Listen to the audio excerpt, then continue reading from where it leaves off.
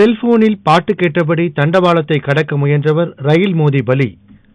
செல்போனில் பேசிக்கொண்டு இருசக்கர வாகனத்தில் சென்றதால் விபத்து.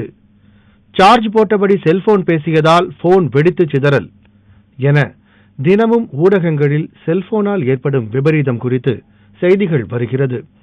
அதன் ஒரு பகுதிதான் வேளச்சேரியில் வடமாநில வாலிபர் உயிரிழந்ததும். செல்போனுக்கு சார்ஜ் போட்ட நிலையில் காதில் ஹெட்செட் மாட்டிக்கொண்டு பாட்டு கேட்ட பில்லோ ரியாங் என்ற வாலிபரின் உடலில் மின்சாரம் பாய்ந்ததால் அவர் உறக்கத்திலேயே உயிரை இழந்தார். சார்ஜ் போட்டபடி போனை பயன்படுத்துவதால் ஏற்படும் விளைவுகள்தான் என்ன விளக்குகிறார் நரம்பியல் துறை டாக்டர் லட்சுமி நரசிம்மன். இப்போ சார்ஜ் போட்டுக்கிட்டே காதில் இயர்ஃபோன்ஸை வச்சுக்கிட்டு ஒரு பாட்டு கேட்டுட்டே இருக்கும்போது என்ன ஆகும்னா, ஒரு குறிப்பிட்ட லெவலில் டிஷ்யூ ஹீட் அதிகமாகிட்டே இருக்கும். ஒரு பர்டிகுலர் லெவலுக்கு மேலே ஹீட் அதிகமாகும் போது பேர்ன்ஸ் வரும்.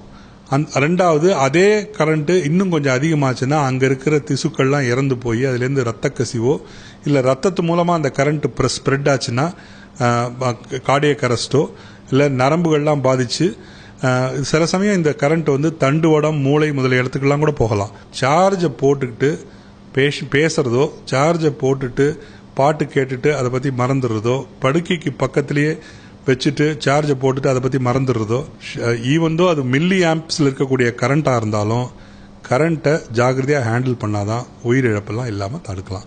முடிந்த அளவு தரமான சார்ஜர்களை பயன்படுத்துவதோடு அதிக நேரம் போனுக்கு சார்ஜ் போடுவதை தவிர்க்க வேண்டும் என்கிறார் செல்போன் பழுது நீக்குபவர்.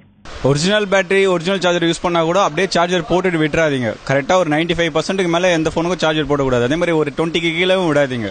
அதே மாதிரி நைட்ல சார்ஜர் போட்டு காலைல எடுக்கிறது அந்த மாதிரிலாம் பண்ணாதீங்க. நைட்ல சார்ஜர் போட்டா பவர் சப்ளை ஒரே ஈவனா வராது வீட்டுக்கு. பவர் சப்ளை கொஞ்சம் அதிகமா வந்தாலும் உங்களுக்கு எதுவும் தெரியாது. நீங்க போனை பார்க்க போறது இல்ல. போனை தனியா வச்சு நீங்க மட்டும் தூங்குவீங்க.